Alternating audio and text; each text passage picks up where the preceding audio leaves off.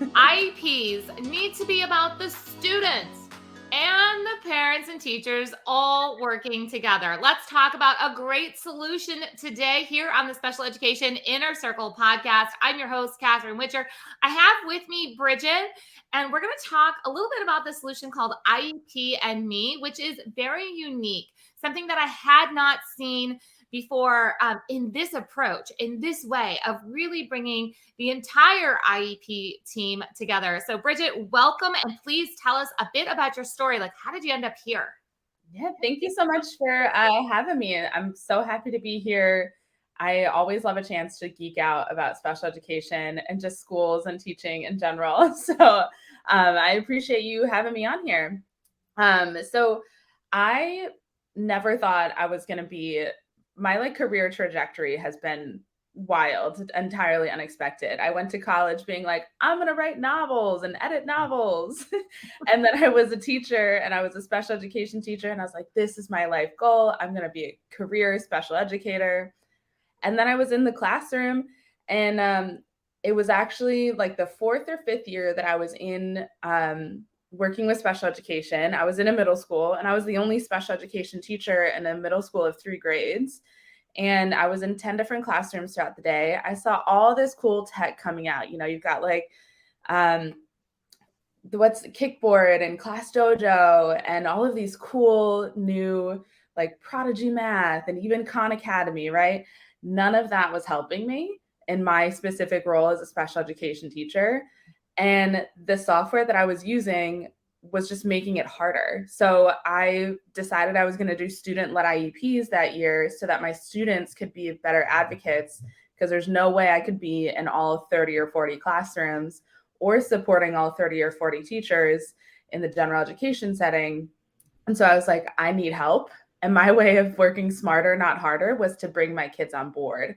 And I realized at that point that so many of my kids didn't know they had a learning disability. They didn't know what an IEP was. They didn't know what was on it or what they could advocate for. And even when I went into the high school setting, you know, back then I was like, IEP and Me, this is great. We'll be the understood.org, but for kids. Mm-hmm. And so I bought the domain name and just never did anything with it because I was like, I'm a teacher. That's my job. That's what I'm going to be doing.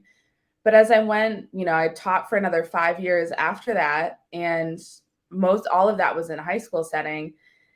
And I was just supremely disappointed that I was working with high schoolers that didn't know they had IEPs, didn't know that they could advocate for themselves. And I saw very clearly that the ones who did know and the ones whose parents kind of pushed it into them to advocate, to ask for help, to just be like, I'm dyslexic, like I just need what I need, so help me out, please. They were successful. And I even, in a weird turn of events, I ended up teaching one of the first kids that I had do a student-led IEP when he was in 5th grade. I taught him again when he was a junior in high school.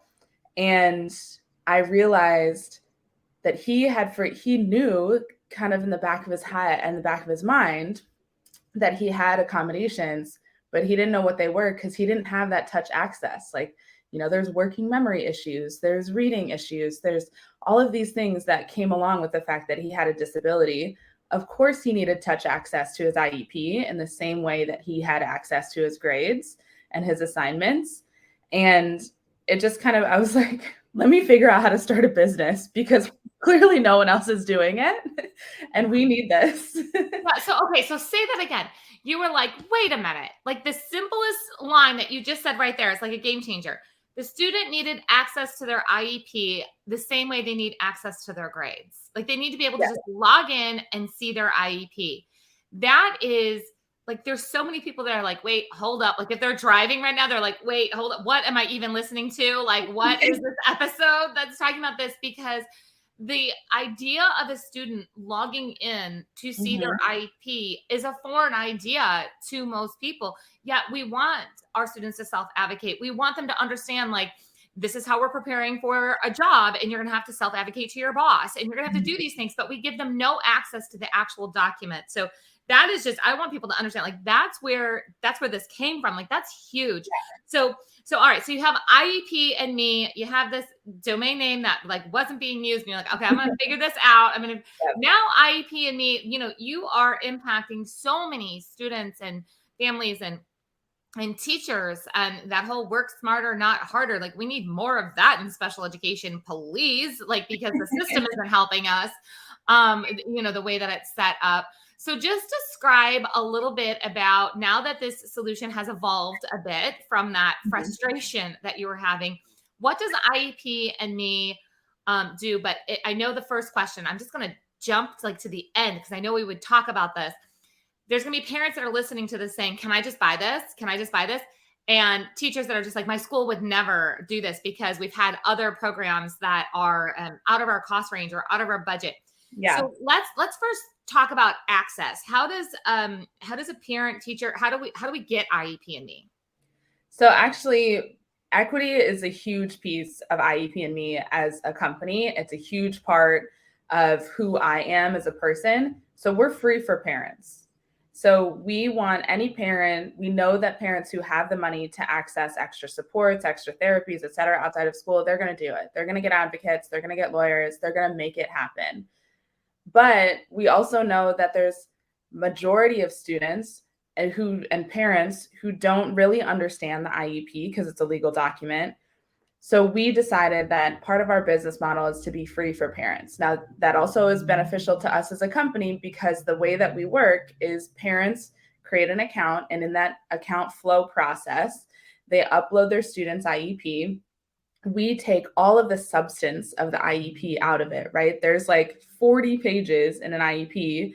And really, you're like, I need to know the accommodations, the goals, the services. And then if I want background, I need the present levels, So like, we pick out those parts, the substance, and simplify it and bring it onto our platform so that they can understand the content of the IEP outside of all the legal jargon. And then in that flow, they can also include their teachers by adding the emails, and also their students by adding their student school email. And so that everyone can sort of be on the same page. Similarly to like when you brought, when our healthcare went online, right? All of a sudden you could message and access all of your documents and your doctors from your computer. We want to do the same thing, simplify everything, bring everyone on the same page. Now, from the school perspective, we know we've had some, business advisors be like, make it free for teachers, make teachers pay for it. And I'm like, first of all, no, can't tell you how many things I paid for as a teacher on my own. And it was so frustrating. I didn't get paid enough for that in the first place. Right. But second, even the most quote unquote risky special education teachers, I would have considered myself that. I wouldn't have used IEP and Me, because you're taking an IEP document and doing something with it without the permission of the school or the parents. So teachers cannot use us for free, or teachers can't use us without their schools unless they're brought on by their parents, right? Because the parents have ultimate access over how they're dealing with and sharing their IEP information. Mm-hmm. For schools, we want to be accessible financially. And so we're still pretty new. We are in 3 different states. We're growing. But we want to make it so that as we're building out our program to even, bigger visions that we have, we want to be accessible. So if you go on our website, we still are at, our early innovators program that we have is $10 per student per year, which fits under a lot of discretionary budgets for schools. And really the biggest piece that we're hearing from the directors and sort of the district office staff is that they're terrified of bringing new tools on and forcing teachers to use it and having it be something that teachers are like, makes like, one more thing, right? Right. But if teachers bring it to their district and to the SPED director or whoever, then that takes away that barrier of, if the teachers already want it, then, that's fine. Right. It's not like, am I going to do something that's going to make my teachers want to quit even more? Right. And, and I love that flow. And that's one of the reasons why I said, let's talk, let's do this episode, because the way the system really works for change is parents and teachers working together. It Mhm. has to be this voice together. That's actually how special education was created. And then somehow in the last, 48 years, we split, we divided the table. It's like we all came together and said, listen, students of all ability levels need to be able to come to school. Said that in the 70s. Okay, fine, we get it. And now it's like, then we just fought. Everybody's fighting. And it's like, no, Mhm. now everybody's realizing, wait, we're not happy. We're not happy with what's going on. This is not working from a student perspective. It's not working from a teacher perspective. And they feel locked into the system. But if parents and teachers will start having conversations and bring the tools to the decision makers, Mhm. quite honestly, like, let's just have unfiltered conversation. They're just as miserable as everybody else inside of their school system. They really are. They really are.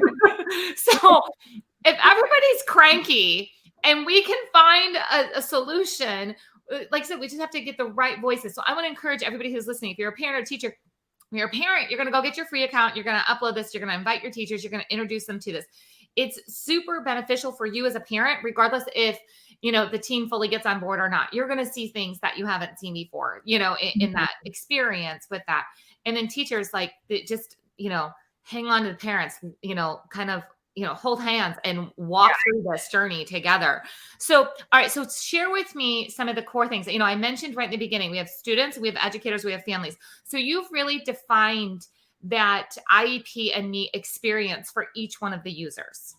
Yeah. Yeah. So we really want parents to have this. So, like, the big things that we do, right? We simplify the IEP. As I said, we take out the content, we bring it online, and we put it into a format that you're like, literally parents, teachers, even, 14-year-old kids, they look at the IEP version that we have on our platform and they're like, oh, that's what it says?